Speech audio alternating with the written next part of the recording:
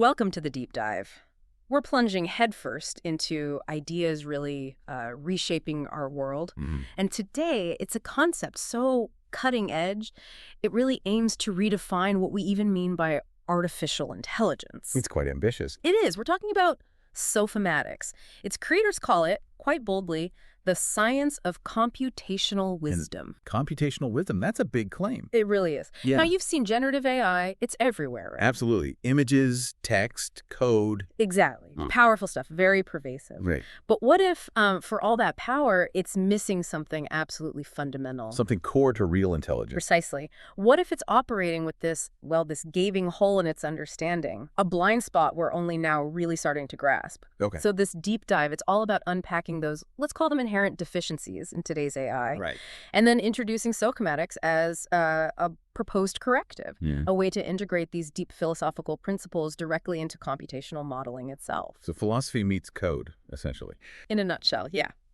Our guide today, excerpts from Sophimatics, The Science of Computational Wisdom by Gerardo Iovina and Giovanni Iovani. A fascinating source. It is. So for you listening, our mission isn't just explaining what Sophimatics is. It's more than a definition. Much more. It's helping you understand why it's emerging right now, what it truly promises for AI's future, and maybe most importantly, why getting this is, well, pretty essential for your grasp on advanced tech as it keeps evolving. Okay, makes sense. Where do we start? Okay, let's unpack it. What exactly is generative AI lacking? Despite all the, dazzling outputs. Yeah, where's the gap? The core issue, as the authors see it, it comes down to failure. Failure to adequately represent key things like genuine meaning, sense, intentionality. So it can generate text that looks meaningful. Exactly. It's brilliant at pattern matching, generating responses that seem right. But does it truly understand, or is it just a very sophisticated parrot? That's the million-dollar question, isn't it? Yeah. And this critique, it actually goes way back to the limits of classical AI. You mean the physical symbol system idea? Precisely. Newell and Simon. The idea was intelligence could be built just by manipulating abstract symbols according to rules, like logic gates. Okay. But the flaw, the really crucial one, is that the machine never truly gets the symbol itself. It doesn't know what the symbol represents in the real world. Exactly. It doesn't grasp its context, its deeper implications.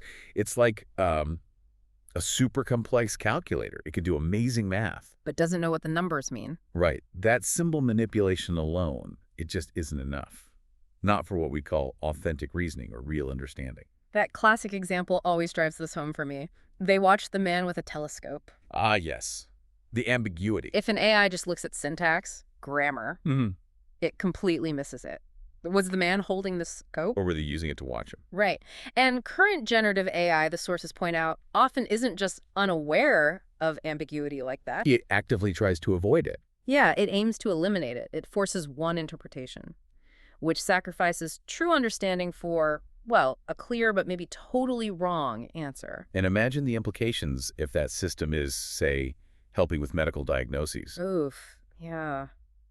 That's worrying. And that leads into Rajmad's perspective, which is vital here. He says contemporary AI challenges how we even validate knowledge. How so? It's not just about applying knowledge anymore.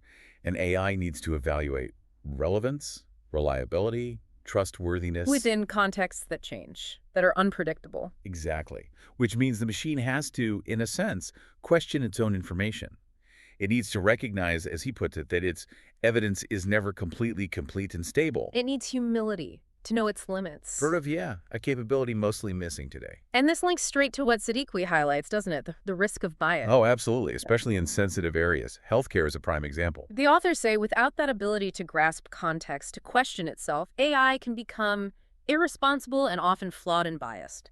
It can just parrot back or even amplify human biases hidden in the data if it doesn't understand the nuance, the real-world impact. The consequences could be serious. Very. Okay. So here's where it gets really interesting. Sophimatics enters the chat.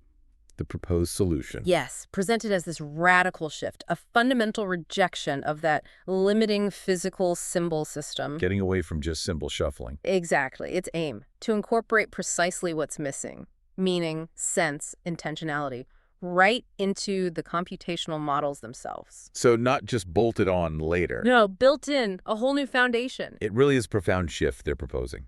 Sophimatics isn't about tweaking the old systems, making symbol processing a bit better. It's about building something new. Entirely new computational systems. Yeah. Systems that implement context-driven and ethically resonant computation from the ground up. Ethically resonant, how does that work computationally?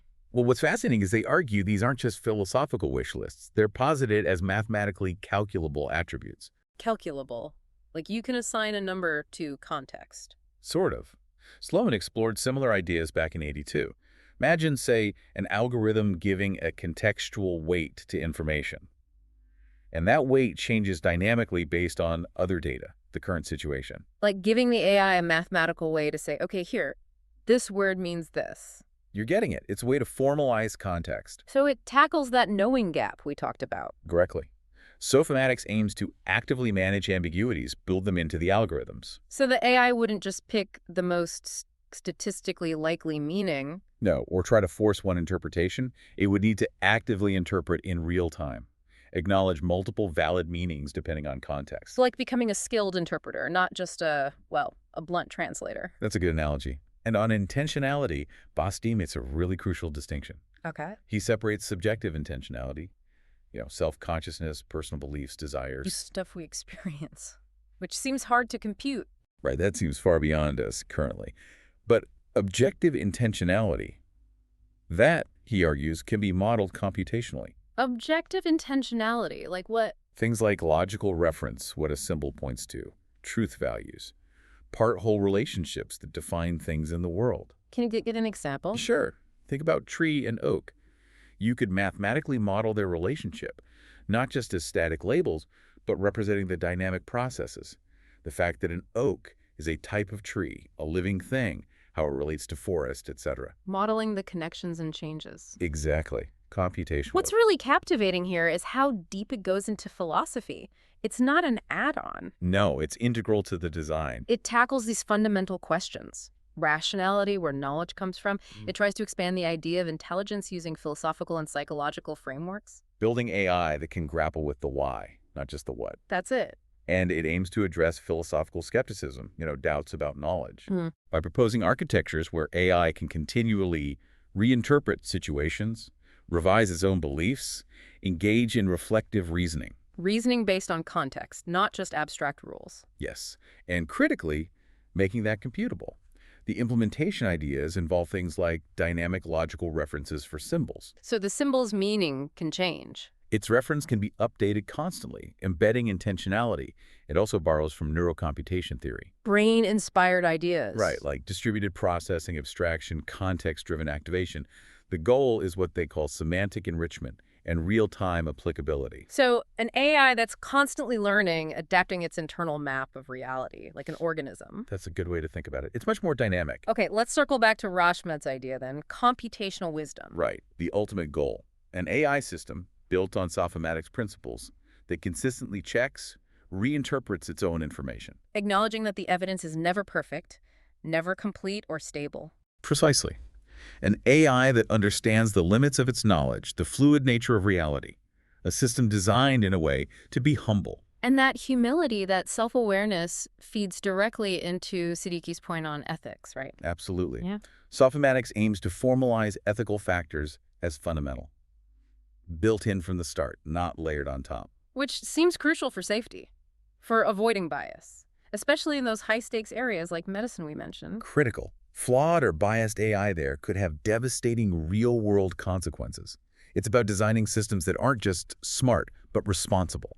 Inherently responsible. So what does this all boil down to for us? The hypobook, the core idea in the source. That central thesis. Is that Sophimatics represents a crucial step, a step towards truly implementing meaning, sense, context, intentionality within AI. Moving beyond just processing. Yeah, building AI that doesn't just generate text, but genuinely understands, interacts with the world more responsibly, more nuancedly, more intelligently. Less statistical parroting, more interpretive understanding. And Rashmad's vision, if we embrace this kind of framework, it's powerful.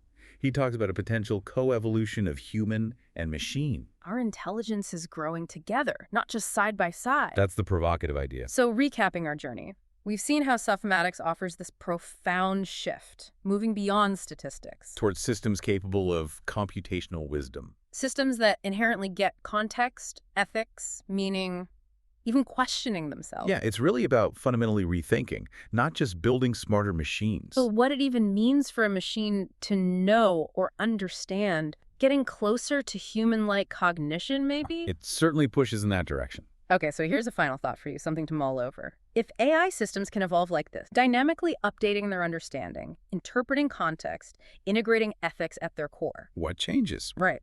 What new possibilities open up for human-machine collaboration? How might that change your own relationship with knowledge, with learning, when your tools actually understand you? And maybe the biggest question, No. what does this concept of computational wisdom make us ask about our own human wisdom?